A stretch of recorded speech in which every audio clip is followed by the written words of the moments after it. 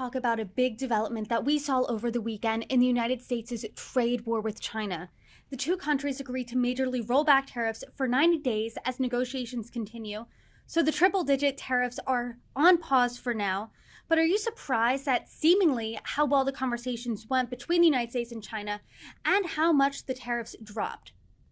I was surprised that they I was surprised that the agreement came so quickly, and I'm also surprised at the significant reduction in tariffs, 115 percentage points for both sides. That really puts us into a very different situation, and I think that that does pave the way for the discussions. Though I do think the discussions are going to be very difficult. The reason is that President Trump said that China has agreed to open its economy. That's something that the world has wanted for centuries. We thought we got that with the 2001 accession to the World Trade Organization by China. And we thought we had that with some other trade agreements, but we'll see. Trump is a master negotiator. He is willing to use American power, and so we might have a different result this time. But the forces of history are not working in favor of the American president. I want to talk really quickly about the new tone rather, that both countries seem to be having, because both had really tough tones when it came to the other country. China essentially said, we're not coming to the table under duress. The United States had a tough tone by continuing to ratchet up those tariffs. According to NPR, a Chinese official described the meeting as candid, in-depth, and constructive, and the meeting marked, quote, substantial progress and reached important consensus. So, what do you think of that shift in tone and the fact that the tariffs from both sides were knocked down by triple digits? Yeah, the tone from the U.S. side has certainly been conciliatory. Chinese officials speaking to the Chinese public after the agreement was announced still have pretty much the same language. And I think that's an indication. Xi Jinping for a half decade has made the argument to the Chinese people that China has surpassed the U.S. and that we're in terminal decline. So I think it's very difficult for them to talk about this.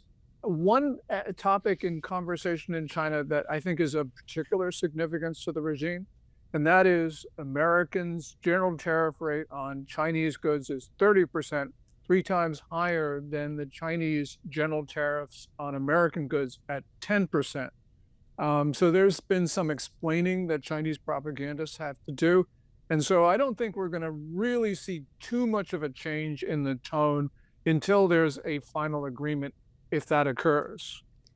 To that point, as you said earlier, both countries slashed tariffs by 115%, but China has tariffs now at 10%. The United States has them from 145% to 30%.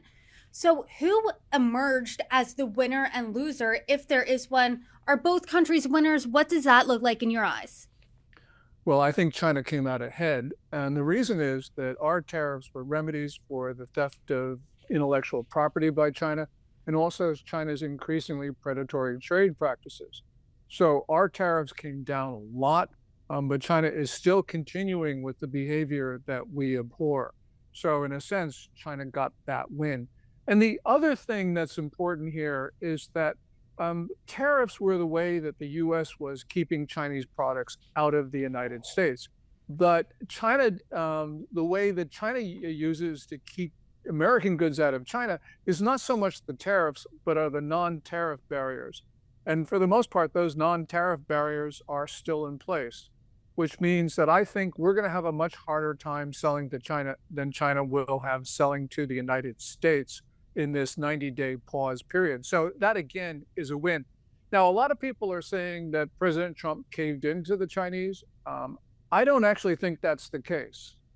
I think that Trump let China have a win. And the reason is, as Trump talked about on Monday, the American tariffs were hurting the Chinese economy. He didn't want to see that distress. So he wanted to make sure that he had a good environment for coming to a comprehensive trade deal. So I think that it was basically Trump being magnanimous rather than him giving in to the specter of empty shelves or the prospect of inflation. I know you